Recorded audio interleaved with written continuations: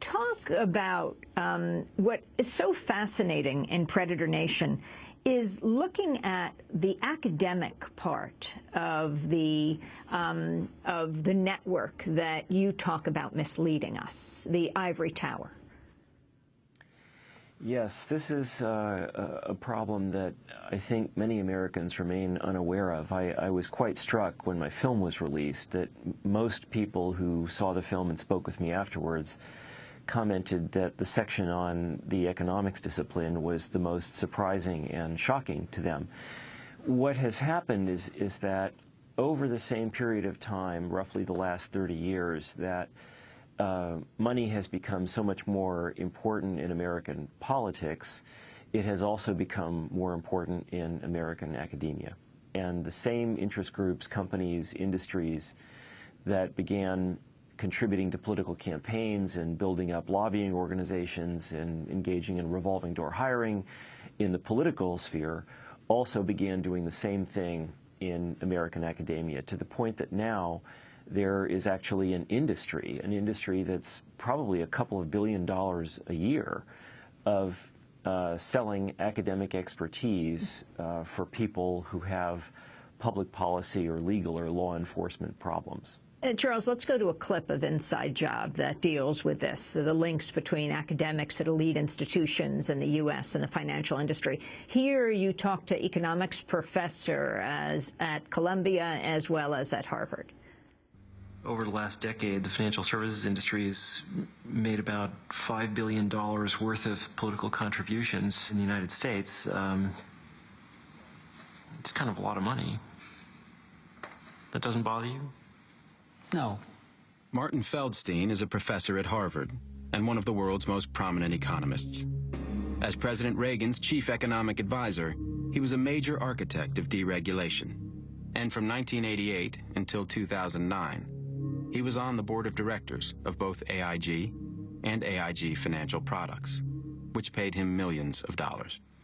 You have any regrets about having been on AIG's board? I have no comments. No, I have no regrets about being on AIG's board.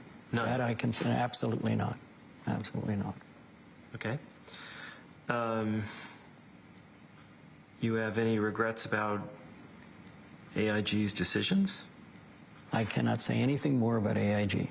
I've taught at Northwestern and Chicago, Harvard, and Columbia. Glenn Hubbard is the dean of Columbia Business School and was the chairman of the Council of Economic Advisors under George W. Bush.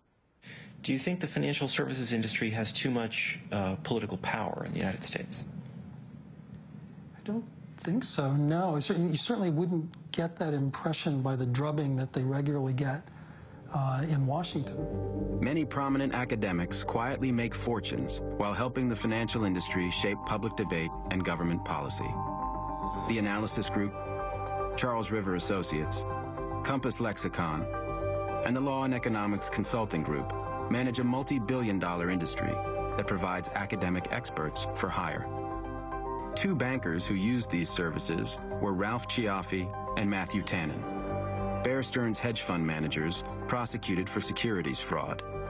After hiring the Analysis Group, both were acquitted. Glenn Hubbard was paid $100,000 to testify in their defense. Do you think that the economics discipline has a conflict of interest problem? I'm not sure I know what you mean.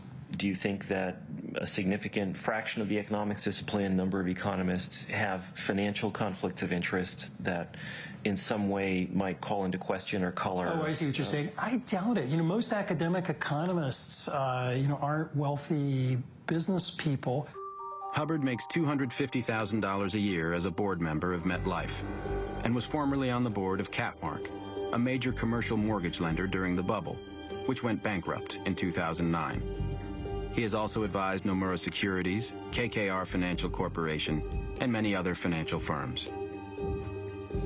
That was a clip of the Oscar-winning documentary Inside Job, narrated by the actor Matt Damon. Our guest is Charles Ferguson, who's followed up this film with Predator Nation, Corporate Criminals, Political Corruption, and the Hijacking of America.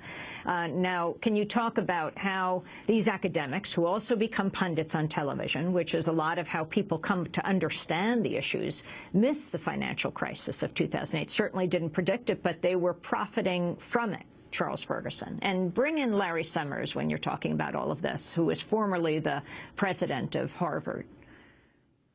Yes, unfortunately, Larry Summers, who I've known slightly for a very long time, is kind of exhibit A with regard to this phenomenon. So there is now, the revolving door is now a kind of three-way or triangular affair involving academia, politics, and policy positions, and major industries, and financial services is probably the most important of them. Slightly behind would be energy and telecommunications. Larry Summers, first as an academic and then as a senior government official, by this point he's held almost every senior policy position in economics, argued strongly for and participated in a very serious way in the deregulation of the American financial services industry.